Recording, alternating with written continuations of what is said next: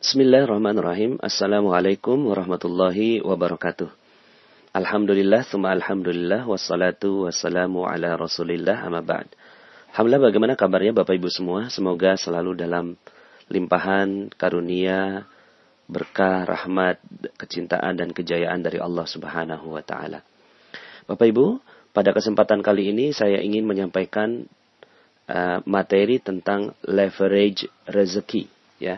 Leverage rezeki. Ini bahasanya bahasa Inggris ya Bapak Ibu ya. Leverage atau leverage ya. Apa artinya? Leverage itu diartikan sebagai daya ungkit Bapak Ibu ya. Jadi begini, kalau seandainya kita ingin mengangkat mobil, tentunya kita nggak bisa ya Bapak Ibu ya. Jadi ketika kita mengangkat mobil sendirian itu pasti tidak bisa ya. Kenapa kok nggak bisa ya? Karena kita bukan Samson Bapak Ibu ya. Karena kita ini bukan seorang yang kuat gitu ya. Tapi kita bisa loh mengangkat mobil dengan kecerdasan manusia ya. Pakai apa? Pakai yang namanya dongkrak Bapak Ibu ya. Jadi ketika bannya itu bocor gitu ya. Terus kemudian akhirnya situlah fungsi dongkrak itu dibutuhkan. Bahkan ya, kalau kita masuk ke bengkel gitu ya, jangankan mengangkat satu ban begitu ya Bapak Ibu, bahkan mobilnya aja keangkat gitu ya, untuk dibersihkan atau servis hanya dengan memencet sebuah tombol. Nah, ini yang namanya dongkrak Bapak Ibu. Ya, dongkrak, ada dongkrak hidrolik, ada dongkrak pakai tuas begitu ya. Nah, ini ada dongkrak. Nah, dongkrak ini sering dipakai dalam kehidupan kita ya. Maka prinsip dongkrak atau prinsip leverage ini juga terjadi pada rezeki ya. Nah, hal ini banyak sekali disampaikan oleh para pembicara-pembicara, motivator-motivator yang mengajarkan tentang kekayaan. Seperti misalnya yang tertulis dalam bukunya Tung Desem Waringin, disebutkan bahwa dan juga Roger Hamilton ya, bahwa kekayaan itu adalah W sama dengan V dikali L. W itu wealth, ya, kemudian V itu value, kemudian L itu adalah leverage. Jadi kekayaan itu adalah nilai diri atau nilai tambah atau nilai apapun yang membuat kita mampu untuk memberikan nilai pada diri kita dikalikan dengan leverage, yaitu daya ungkit. Jadi dikali dengan dongkrak Bapak Ibu. Makanya sering terdengar misalnya seorang artis ya, bukan siapa-siapa, tiba-tiba terdongkrak popularitasnya. Jadi bahasanya itu adalah mendongkrak popularitas begitu ya. Misalnya ya ini misal ya Bapak Ibu ya, Fatin, siapa yang kenal Fatin Bapak Ibu ya? Nggak kenal Fatin, siapa dia, anak SMA begitu ya. Terus kemudian tiba-tiba dia terdongkrak popularitasnya ketika mengikuti sebuah kontes. Kalau nggak salah kontes lagu gitu ya.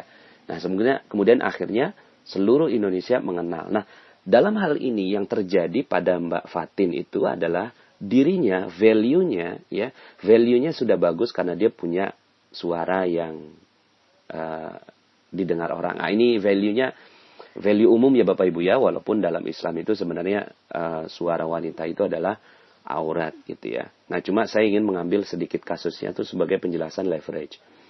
Jadi siapa Mbak Fatin nggak kenal siapa gitu kan, tapi karena dia punya value-nya itu suaranya bagus. Tapi kalau dia tidak pakai leverage, tidak pakai dongkrak Bapak Ibu, maka lagunya itu tidak akan pernah sedikit pun mendongkrak popularitasnya. Tidak akan pernah sedikit pun menghasilkan rezeki gitu Bapak Ibu ya. Jadi ketika Mbak Fatin ini misalnya nyanyinya di rumah sendiri ya, akhirnya nggak jadi apa-apa. Tapi ketika dia nyanyinya itu di sebuah kontes lagu, yang terjadi adalah seluruh Indonesia mengenal gitu kan, bahkan beberapa negara tetangga, lalu kemudian akhirnya jadi album, akhirnya rezeki itu datang. Contoh Fatin kayaknya kontroversial sekali ya. Ini contoh aja Bapak Ibu ya. Jadi siapalah ya, misalnya siapa Megawati misalnya, Ibu Megawati tanpa pendongkraknya. Pendongkraknya siapa? Ayahnya, partainya begitu ya. Terus kemudian siapalah ya kita ya ketika rezeki kita ini tidak datang. Maka kita perlu yang namanya dongkrak Bapak Ibu ya.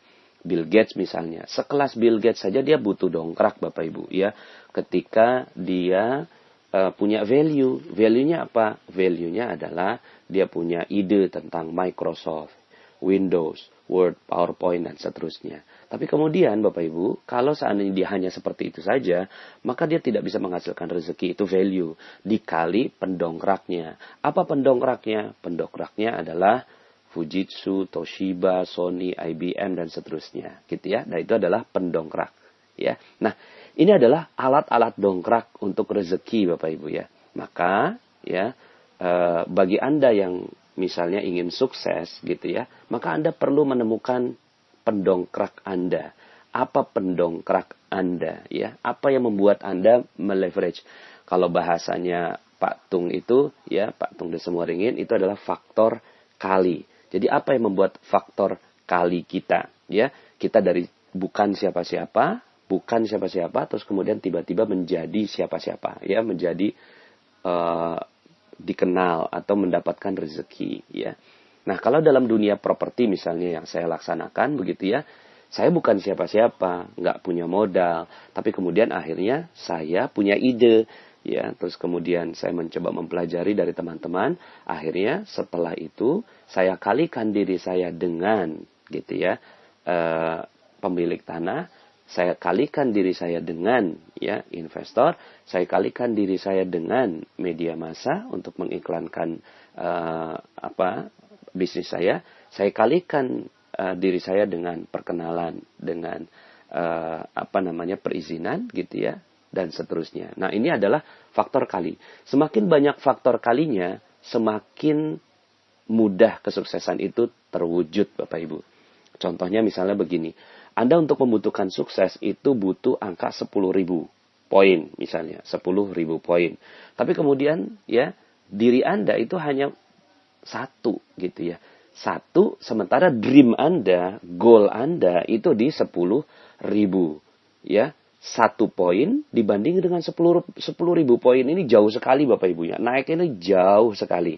Maka gimana caranya untuk meningkatkannya? Ya Anda harus membuat faktor kali sehingga akhirnya 10.000 menjadi make sense atau masuk akal, bisa tercapai oleh Anda. Contohnya misalnya begini, 1 ya dikali 3 ya dikali 10 ya dikali 5 ya dikali 7 dikali 8 ya kemudian dikali 9 ya dikali 12 ya dikali 3 dan seterusnya, nyampe juga di angka 10.000 Bapak Ibu. Maka semakin banyak faktor kalinya, semakin rezeki itu mudah datang, gitu ya. Jadi semakin banyak faktor kalinya, maka rezeki itu akan mudah datang. Nah, misalnya sebagai seorang pekerja itu dia hanya mengalihkan dirinya, gitu ya, terhadap dirinya sendiri, katakan dirinya 1 dikali perusahaan tempat dia bekerja, gitu ya. Dia dikalikan perusahaan tempat dia bekerja, maka ya segitu-gitu aja. Misalnya dia punya dreamnya 100, sementara ya perusahaan hanya bisa memberikan 10.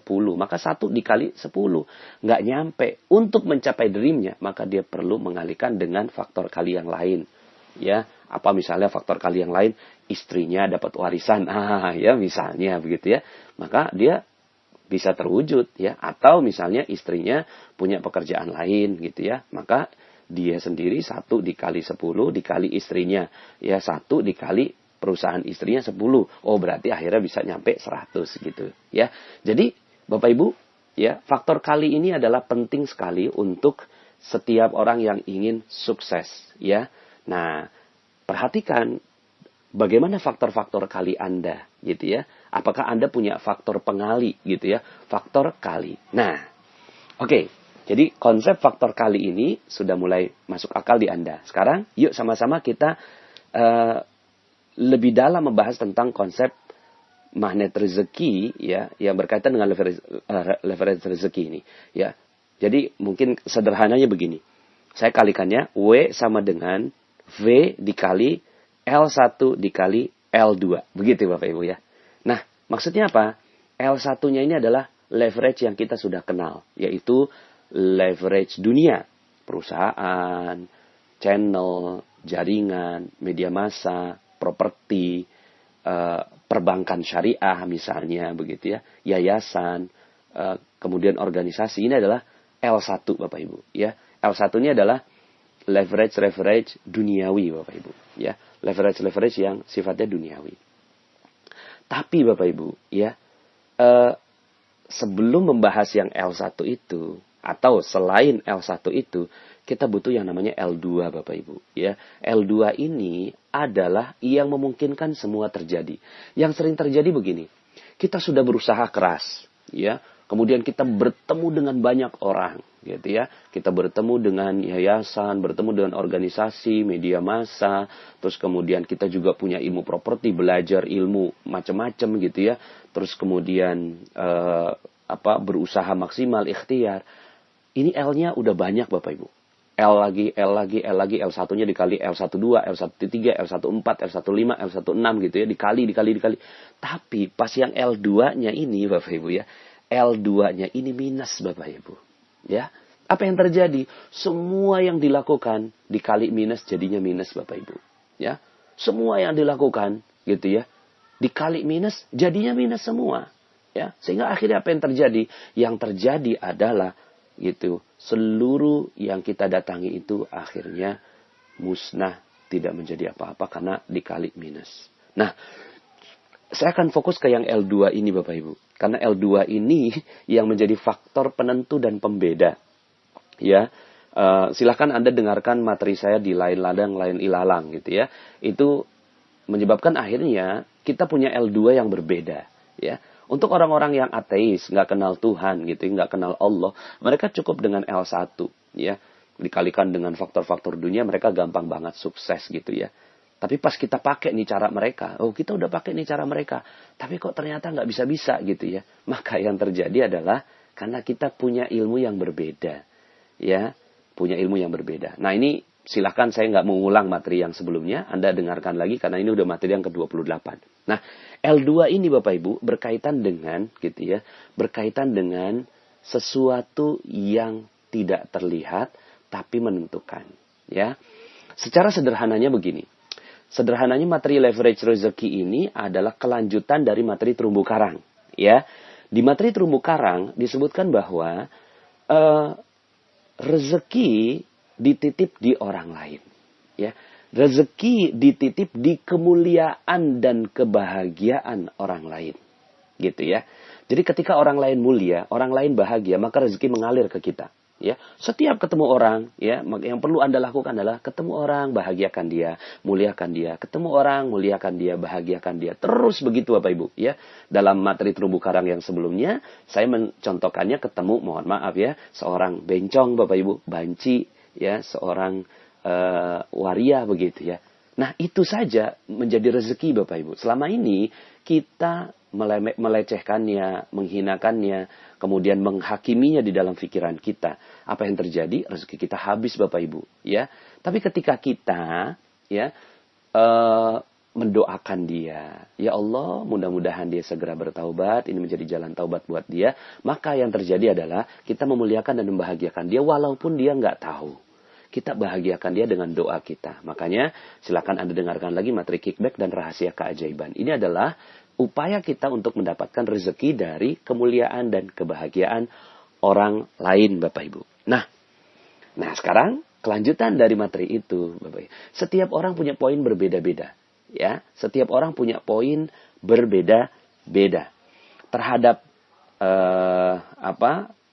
bencong, waria, banci aja gitu ya, kita harus memuliakan dan membahagiakan, padahal poinnya sederhana Bapak Ibu ya, katakanlah dia poinnya 2 begitu ya. Poinnya 2, tapi akhirnya ketika kita membahagiakan, poin 2 itu datang pada kita begitu ya. Nah, yang namanya leverage gitu ya, kita memilih Bapak Ibu ya, kita memilih. Nah, memilihnya ini gitu ya, tentunya memilih manusia terbaik Bapak Ibu. Kalaulah rezeki itu dititip di manusia, ya, dititip di kemuliaan dan kebahagiaan manusia, Maka leverage rezeki berbicara tentang Anda kan mau sukses cepat, ya. Kalau mau sukses cepat misalnya nih Anda ketemu ya, misalnya poin yang dibutuhkan 1 juta gitu ya. Poin yang dibutuhkan 1 juta poin begitu ya. Terus kemudian Anda ketemu dengan ya tadi tuh ya orang-orang yang biasalah begitu ya. 2 dikali 2 dikali 2 dikali 2 dikali 2 dikali 2 dikali 2. Butuh berapa banyak Bapak Ibu untuk mencapai ke angka 1 juta. Tapi kalau Anda mengalihkannya dengan gitu kan 100 dikali 100 dikali 100 dikali 100 bahkan sudah lebih Bapak Ibu ya. Maka kita perlu mencari poin yang 100 ini Bapak Ibu. Mencari orang manusia yang memiliki poin 100 ini. Begitu ya Bapak Ibu ya. Jadi ketika Anda mengalihkan dengan 100 dikali 100 dikali 100 itu udah berapa tuh? Ya, sudah 1 juta Bapak Ibu ya. Betul ya? 100 dikali 100 dikali 100 benar ya. Itu sudah 1 juta. Ketemu 3 orang yang mulia ya, ketemu 3 orang yang sangat agung, sangat tinggi derajatnya di sisi Allah Subhanahu wa taala, maka Anda sudah mencapai dream Anda dan goal Anda. Untuk mencapainya dengan orang-orang biasa itu hanya dengan rendah. Apalagi Bapak Ibu kalau seandainya Anda sudah mendengarkan materi detox rezeki, ya, detox rezeki atau jodoh terbaik, ya. Waduh, itu banyak sekali yang apa ya bahasanya, materi itu saya menyampaikannya aja penuh dengan rasa Bapak Ibu ya. Terus kemudian Anda pernah berdosa. Anda pernah berdosa dengan yang berat. Kemudian Anda membuat Allah cemburu. Lalu kemudian Anda berusaha keras. Terus kemudian Anda mengalami detox rezeki Anda. Lama sekali detox Anda Bapak Ibu. Ya. Katakanlah misalnya Anda poinnya karena udah dosa. Allah cemburu. Melakukannya bukan sekali 2 kali. Tapi ribuan kali Anda lakukan kesalahan-kesalahan. Lalu kemudian akhirnya poinnya minus 1 juta Bapak Ibu. Minus 1 juta sementara dreamnya 1 juta Bapak Ibu. Ya. Lalu kemudian sudahlah Anda minus 1 juta. Terus kemudian Anda kalikan dengan ya perusahaan, yayasan, organisasi gitu ya. L1 itu Bapak Ibu. Apa yang terjadi? L1 itu tidak akan pernah sedikit pun memberikan yang terbaik buat Anda. Kenapa? Karena Andanya sudah minus Bapak Ibu.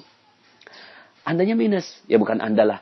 Ya seandainya gitu ya. Ada orang yang minus 1 juta.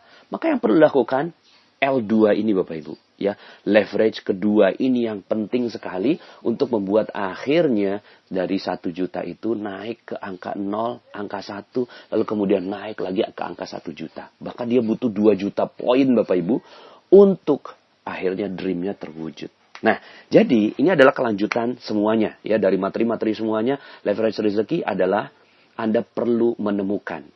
Kalau di materi terumbu karang, rezeki itu dititip di kemuliaan dan kebahagiaan orang lain, maka leverage rezeki berkata bahwa rezeki Allah dititip di kemuliaan dan kebahagiaan manusia yang dimuliakan Allah. Begitu Bapak Ibu. Ya. Sekali lagi, rezeki dititip gitu ya. Di kemuliaan dan kebahagiaan manusia yang dimuliakan oleh Allah Subhanahu wa taala, ya. Nah, jadi akhirnya kita mesti cerdas Bapak Ibu, ya. Agenda kita akhirnya cerdas, ya. Enggak semua manusia kita bahagiakan, tapi ya poinnya 1 2 ketemu orang gitu ya bahagiakan. Tapi cari Bapak Ibu. Cari orang-orang manusia yang dimuliakan Allah Subhanahu wa taala. Karena dia yang punya akses rezeki Bapak Ibu. Dia yang punya akses rezeki, ya. Nah, maka leverage rezeki ini Bapak Ibu, ada beberapa manusia yang ingin saya perkenalkan kepada Anda yang perlu Anda kerja keras bertemu dengan mereka. Kerja keras Bapak Ibu untuk memuliakan dan membahagiakan mereka. Kerja keras Bapak Ibu untuk meminta ridho, doa, dan izin darinya. Nah, Bapak Ibu, saya ingin sedikit ceritakan tentang satu kisah, ya. Dan kisah ini bagi sebagian orang, ya, ini sangat masyhur, tapi mungkin bagi sebagian teman-teman yang belajar rezeki dari rahasia magnet rezeki, mungkin baru dengar namanya, Bapak Ibu. Ini namanya Uwais Al-Qarni, ya. Uwais Al-Qarni, Bapak Ibu. Nah, kita coba lihat kisahnya, Bapak Ibu. Uwais Al-Qarni ini dia hidupnya di zaman tabi'in, ya. Zaman tabi'in itu berarti ada di zaman Rasulullah. Setelah itu Rasulullah digantikan dengan zaman sahabat. Kemudian digantikan dengan zaman tabi'in. Nah, tapi ya Rasulullah Shallallahu Alaihi Wasallam itu memprediksi sejak jauh-jauh hari ketika Uwais Al-Qarni itu belum ada. Itu Umar dinasihati oleh Rasulullah SAW untuk mencari Uwais. Gitu Bapak Ibu. Cari Uwais. Cari Uwais Al-Qarni. Ya.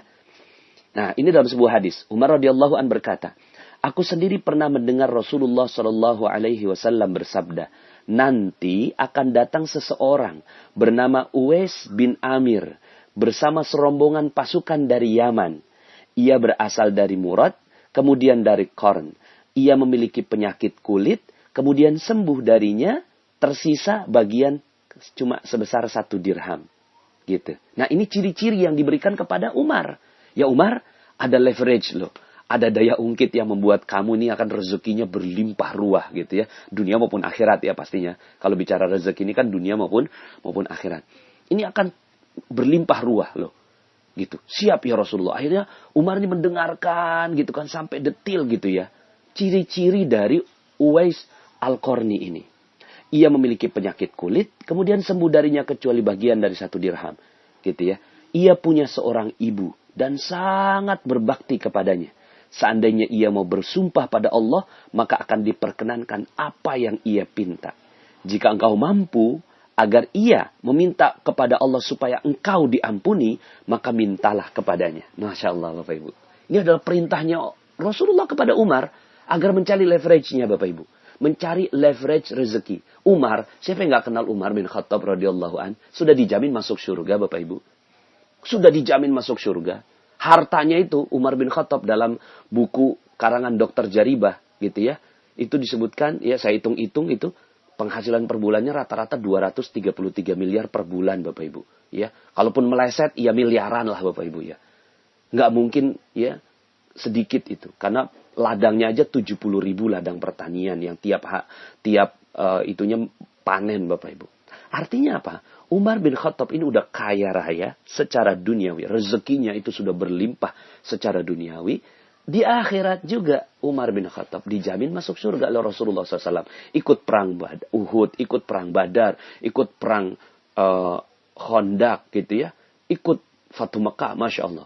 Ini Umar bin Khattab radhiyallahu anhu. Ya, artinya ini sahabat mulia sekali. Beliau punya amalan soleh banyak sekali Bapak Ibu. Ya, amalan soleh bagaimana tidak? Beliau memakmurkan 3/4 dunia menjadi khalifah Bapak Ibu. Tapi sudah begitunya, Umar bin Khattab masih cari leverage Bapak Ibu. Masih cari daya ungkit Bapak Ibu. Untuk ya minta diampuni oleh Allah. Untuk perisainya dihapuskan oleh Allah Subhanahu wa Ta'ala. Untuk perisainya ini kan ya kalau Anda dengarkan materi perisai rezeki itu mengalir deras, tapi karena ada perisai, maka akhirnya rezeki itu tidak mengalir. Nah, Bapak Ibu yang dirahmati Allah, maka ini di sini disebutkan ya, kata-katanya, perintahnya Rasulullah, jika engkau mampu agar ia meminta kepada Allah supaya engkau diampuni, mintalah ampun, gitu ya, kepada Allah melalui Uwais Al-Qarni. Nah, Bapak Ibu suatu hari Uwais Al-Qarni ini datang Bapak Ibu. Ya, suatu hari dari Usaid bin Jabir. Ya, ia berkata Umar bin Khattab ketika didatangi oleh serombongan pasukan dari Yaman. Ya, jadi pas, ini dari Yaman nih, gitu ya. Terus kemudian Umar bertanya, ya, apakah di tengah-tengah kalian ada yang bernama Uwais bin Amir? Kemudian, ini ya Rasulullah, ini ya Umar. Kemudian ditanya, apakah engkau benar Uwais bin Amir? Ya, saya Uwais bin Amir. Kemudian Umar bertanya, benarkah engkau dari Murad, dari Qarn? Iya, kata Uwais Al-Qarni. Umar bertanya, benarkah engkau dahulu memiliki penyakit kulit, lantas sembuh, kecuali sebesar 1 dirham? Iya, kata Uwais. Lalu kemudian Umar bertanya lagi, benarkah engkau punya seorang ibu? Iya, gitu ya. Kemudian akhirnya dibacakan hadis tadi, gitu ya. Aku sendiri pernah mendengar Rasulullah SAW bersabda, nanti akan datang seorang bernama Uwais bin Amir bersama serombongan pasukan dari Yaman. Dia berasal dari Murad, kemudian dari Qarn. Ia memiliki penyakit kulit dan seterusnya, Bapak Ibu. Lalu kemudian Umar berkata, tolong aku, mintalah kepada Allah untuk mengampuniku. Kemudian Uwais mendoakan Umar dengan meminta ampunan kepada Allah Subhanahu wa taala. Masya Allah.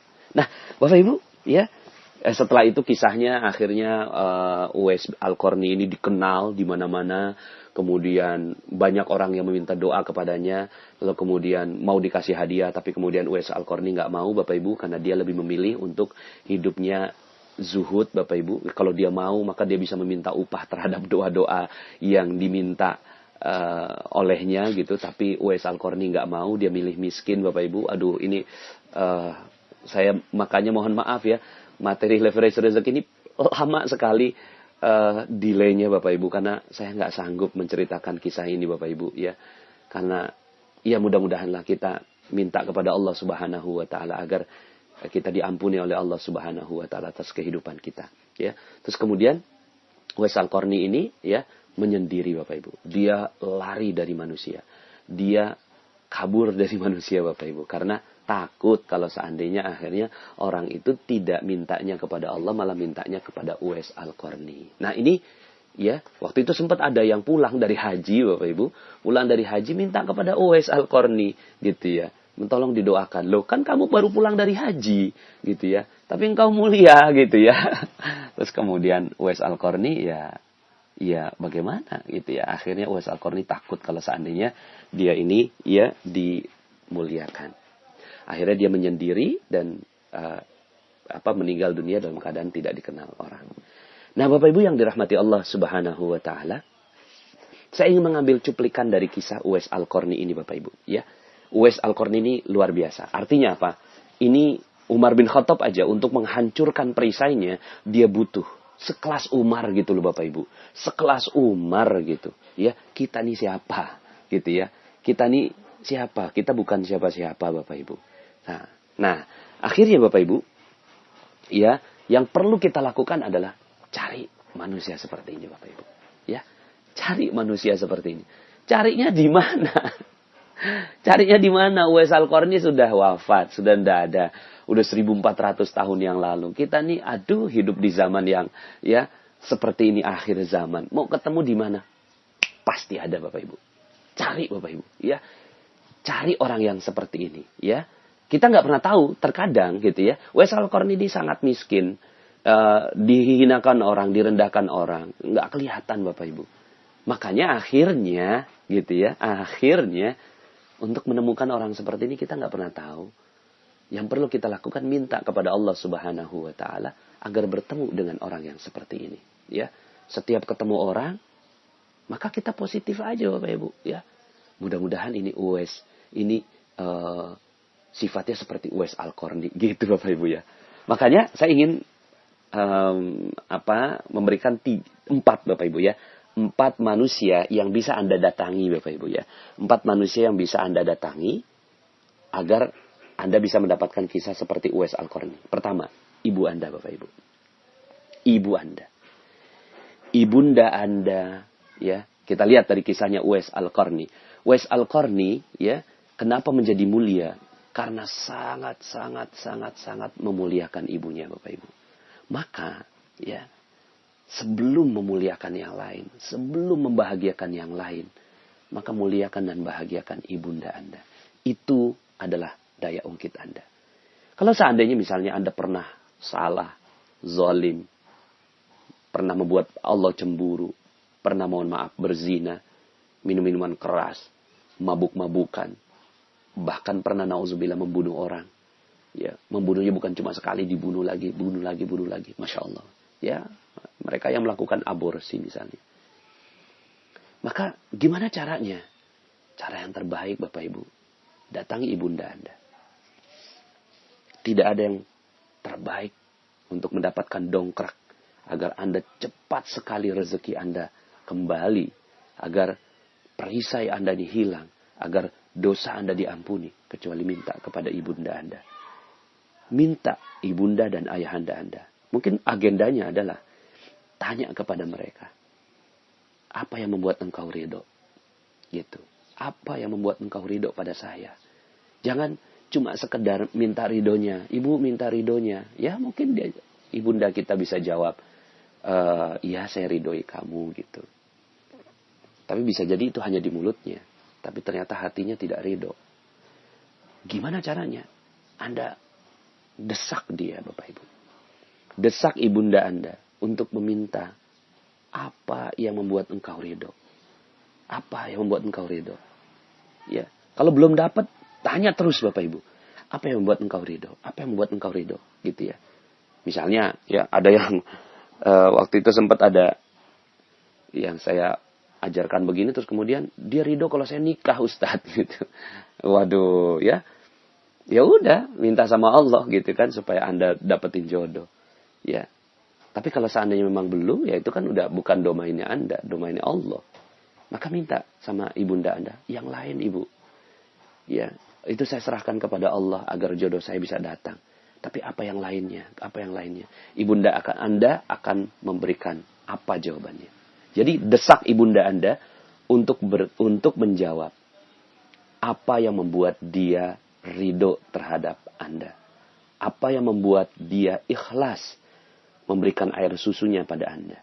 Apa yang membuat dia ikhlas selama mendidik Anda. Dan seterusnya. Ya. Jadi ini yang pertama Bapak Ibu. Ibunda Anda. Cari, kejar.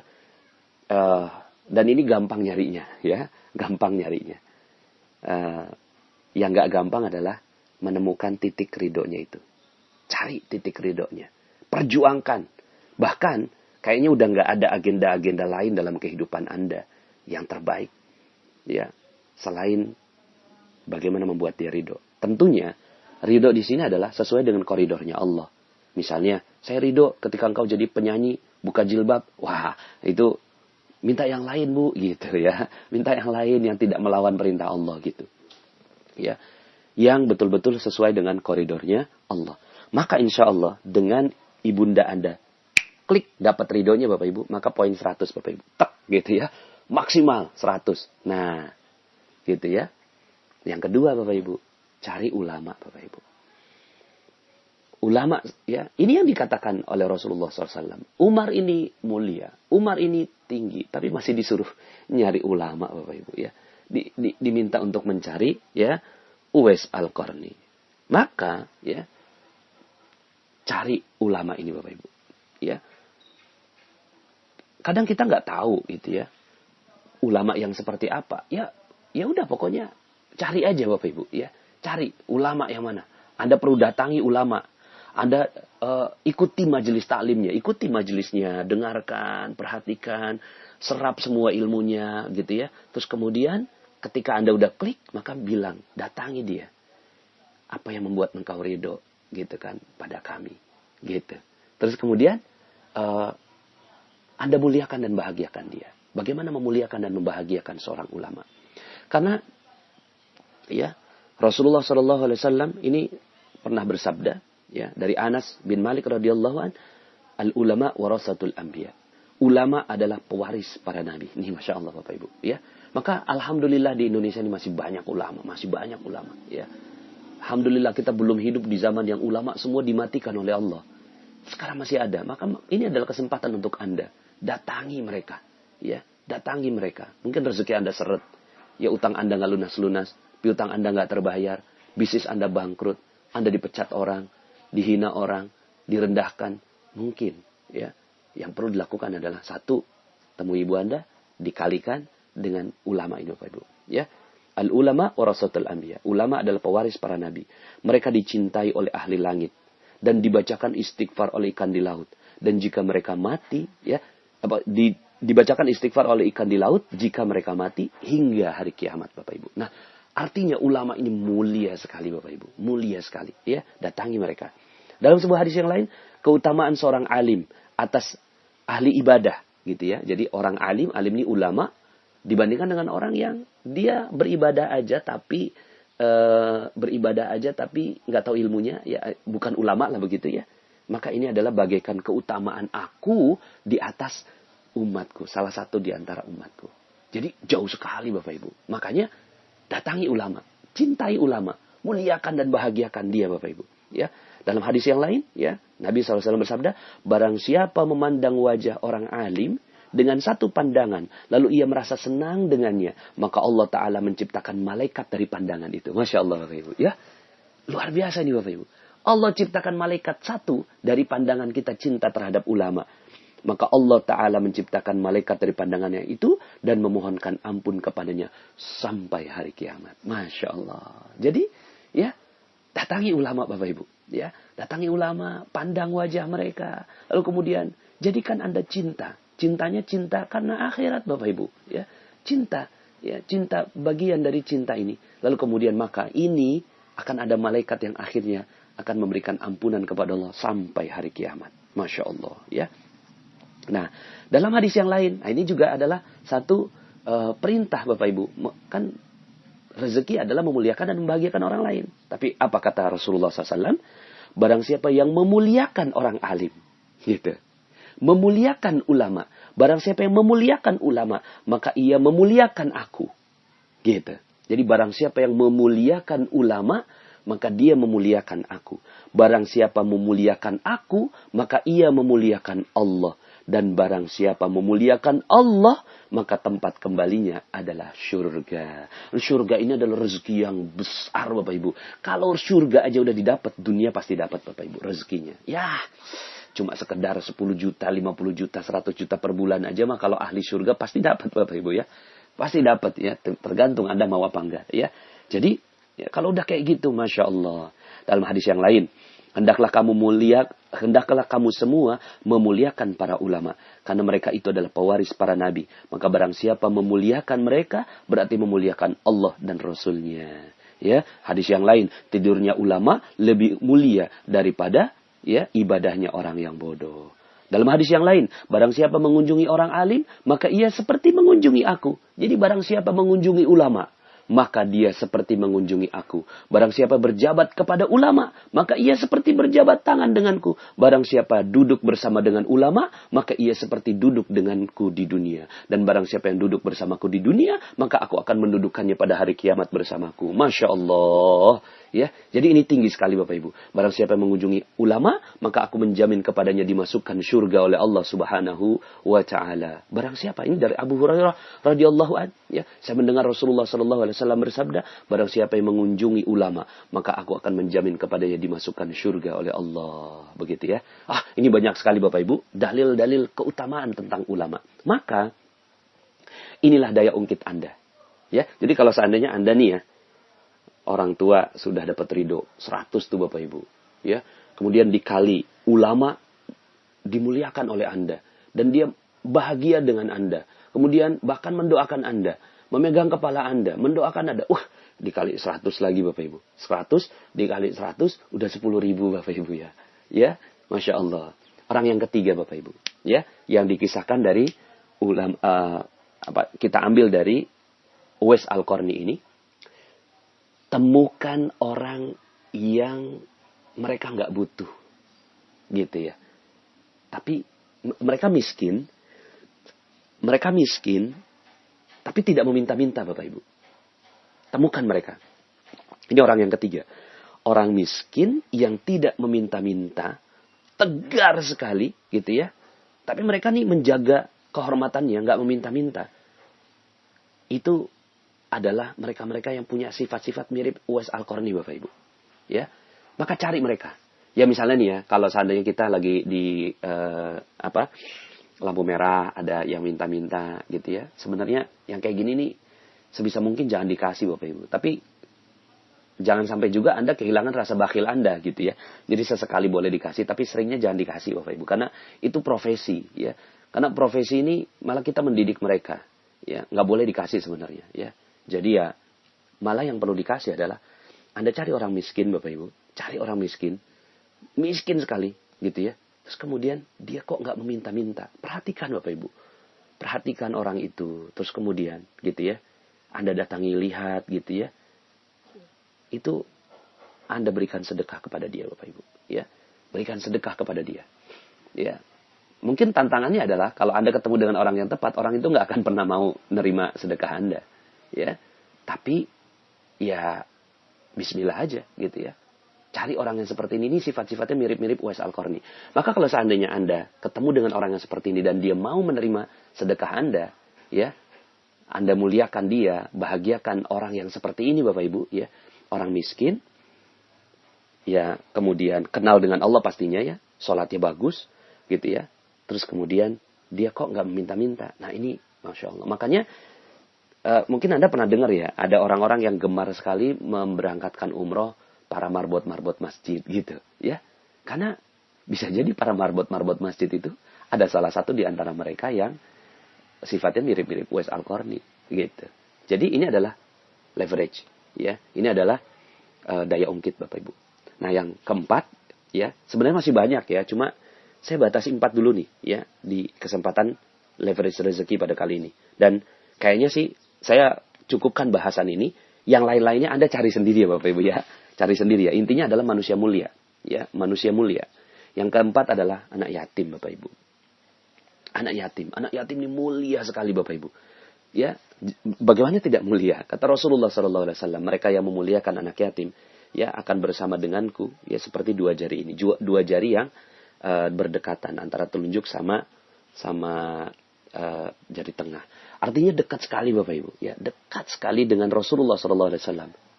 Maka sebenarnya ini ingin menunjukkan bahwa anak yatim ini adalah dongkraknya rezeki Bapak Ibu, ya.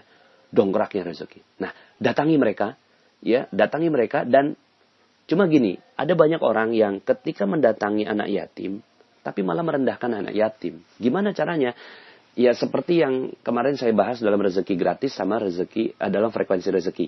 Itu ketika datangi anak yatim, terus kemudian kita merasa lebih tinggi, anak yatim ini rendah karena dia membutuhkan uang Anda. Tidak Bapak Ibu, ya. Muliakan dan bahagiakan anak yatim. Ini 2 kata kunci. Muliakan dan bahagiakan anak yatim ini. Ya. Gimana caranya? Anda pasti bisa, gitu ya.